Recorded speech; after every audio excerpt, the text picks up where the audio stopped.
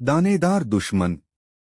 लक्ष्मीचंद सेठ के दर्शन करके राम राम करके अपने रास्ते चला गया। नियम यानी नियम। हीराचंद का यह रोज का नियम हो गया। रोज सुबह उठना, नहा धोकर लक्ष्मीचंद सेठ की दुकान के आगे से निकलना, उन्हें राम राम करना, फिर कोई कामकाज करना। शुरुआत में तो किसी को पता ही नहीं चला। 15-20 दिन हुए तो लक्ष्मीचंद सेठ का ध्यान गया। उन्हें लगा मेरा बेटा रोज सुबह सुबह दुकान के आगे से निकलता है, कुछ बोलता चालता नहीं है, मेरे मुंह की तरफ देख राम राम करके चला जाता है। सेठ ने मुनीम से कहा, उसे कल मेरे पास ले आओ। दूसरे दिन सुबह के पहर हीराचंद आया। सेठ का मुंह देखकर राम राम किया और जैसे ही जाने लगता है तो मुनीम ने उसे बुलाया, हीराचंद इधर आओ, तुम्हें सेठ बुला रहे हैं। सेठ ने हीराचंद को पास में बैठाया और पूछताछ करने लगे, भाई तुम किसके बेटे हो? लखधीर सेठ का। अरे तू लखधीर सेठ का बेटा है, तेरी ऐसी दशा, तेरे पिता की तो खूब जाहोजलाली थी। था तब खूब था, जीवन में धूप छांव आता रहता है। मरते समय मेरे पिता ने कहा था कि तुम्हारे बुरे दिन आए तो प्रतिदिन उठकर लक्ष्मीचंद सेठ का मुंह देखकर राम राम करना। लेकिन भाई तुम्हारा उद्देश्य क्या है? तुझे रुपए पैसे की जरूरत है, व्यापार धंधा करना हो तो मैं तुम्हारा सहयोग करूं न रे।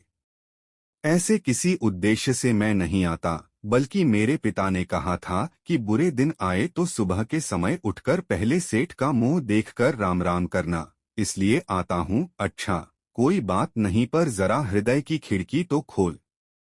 शुरुआत से बात तो कर कि तेरी ऐसी दशा क्यों हो गई? सेठ, मेरे अंदर कुछ बुरी आदतें आ गई हैं, उन्हीं में मैं डूबा रहता हूं।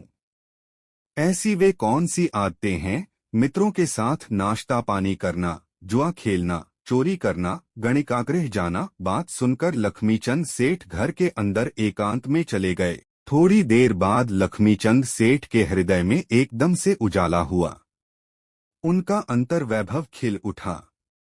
ओहो, लखधीर सेठ को मुझ पर इतना भरोसा कि बिगड़े बेटे की देखभाल मुझे सौंप गए।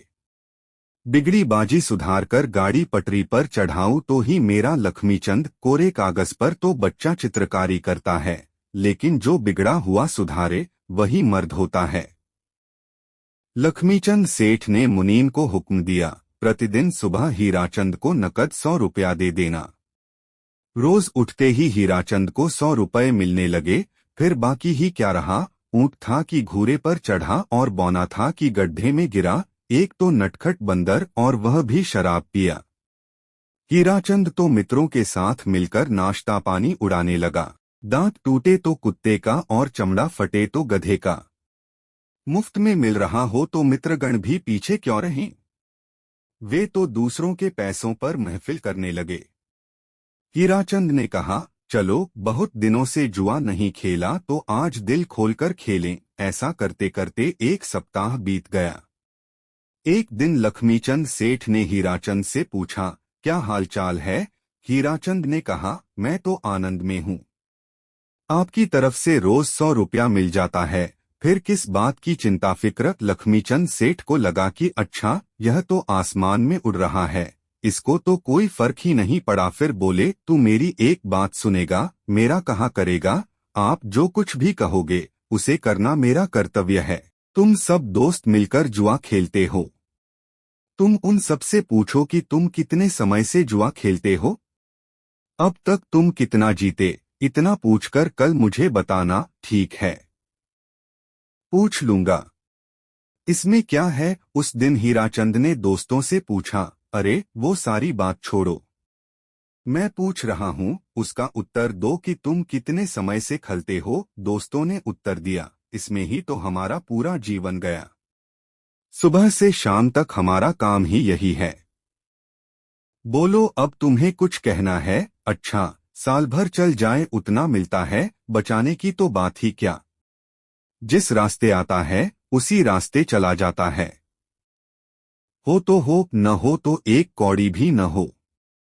ऐसा भी दिन आता है कि बीड़ी पीने के लिए जेब में 4 पैसे भी नहीं होते हैं। दूसरे ने कहा, हमसे पूछता है तू, तेरे पास कितना बचा है, उसकी तो बात कर भाई, मैं तो बर्बाद हो गया।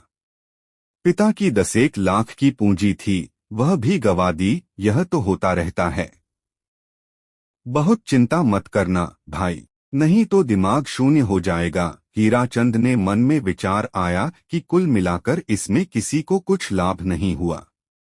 मैंने पिता की संपत्ति गवा दी, उसके बदले कहीं धंधे में रुपया लगाया होता तो मेरी यह दशा हुई नहीं होती। उसने मन ही मन हिसाब लगाया। उसे बड़ी पीड़ा हुई। उसने मन में गांठ बांध ली कि आज से कभी जुआ नहीं खेलेगा। लेकिन उसे जब यह बात समझ में आई तब बहुत देर हो गई थी। दूसरे दिन सुबह उठकर वह लक्ष्मीचंद सेठ का दर्शन करने गया। सेठ के आदेश अनुसार मुनीम उसे 100 रुपया देने लगा। तब उसने कहा, आज तो 50 रुपया ही दो। लक्ष्मीचंद सेठ ने कहा, क्यों भाई? आधी कटौती काका, मैंने प्रतिज्ञा ली है कि अब जुआ नहीं खेलूंगा। जिस राह पर लुटा हूं उस राह पर कभी कदम नहीं रखूंगा। आपने जो प्रश्न पूछा था वह प्रश्न मैंने सबसे पूछा। इस राह पर चलने वालों का हालचाल मेरे जैसा ही है। किसी ने कुछ बना नहीं लिया। आज तक मैंने पिता और पत्नी की बात नहीं मानी, लेकिन अब मेरी आंख खुल गई है। जुआ में तो पांडवों ने आगे पीछे कुछ सोचे बिना सब कुछ गवा दिया और वनवास में दिन बिताने पड़े। काका, भला हो आपका कि आपने मुझे सोचने के लिए प्रेरित किया। लक्ष्मीचंद सेठ के मन में हुआ कि पैसा खर्च करना व्यर्थ नहीं गया, वसूल हो गया। 100 में से एक पाया तो कहते हैं 99 की भूल। एक अवगुण तो टल गया न। ऐसा करते करते एक सप्ताह बीत गया। लक्ष्मीचंद तो रोज रात को बंठन कर वेश्यागृह जाता, नाच गान और मुजरा की मजा लेता। रंगीन रात शांत हो जाती। हीराचंद को मुफ्त का बकरा समझकर वेश्या जेब खाली कर देती। एक दिन लक्ष्मीचंद सेठ ने हीराचंद से कहा, भाई, तुम रात में वेश्यागृह जाते हो, उसके बदले सुबह के समय जाओ। हीराचंद तो एकदम सुबह लक्ष्मीचंद सेठ का मुंह देखकर राम राम करके सीधे वेश्यागृह चल पड़ा। हीराचंद ने वेश्या को देखा तो मानो जीवित डायन। गाल में गड्ढे, आंखें एकदम धंसी हुई, साही के कांटे जैसे सूखे केश, अस्तव्यस्त वेश। हीराचंद तो उसे देखकर 2 कदम पीछे हट गया। उसे लगा, यह वेश्या का रूप, इसके पीछे मैं लट्टू बन गया हूं। यह तो रात की रंगीन रोशनी मोहित कर देती है। श्रृंगार करने पर तो बबूल का ठूठ भी खिल उठता है। आज तक मैंने केशर छोड़कर पलाश का आनंद लिया है, इसकी अपेक्षा तो देवांगना जैसी प्राण न्योछावर करने वाली मेरी घरवाली में क्या कमी है। उसकी आंख पर पड़ा पर्दा तुरंत हट गया। उल्टे पांव वह लौट पड़ा। धन्यवाद पूरा वीडियो देखने के लिए। अगर आपको ये वीडियो अच्छा लगा हो तो प्लीज इसको लाइक करें और चैनल को सब्सक्राइब करें।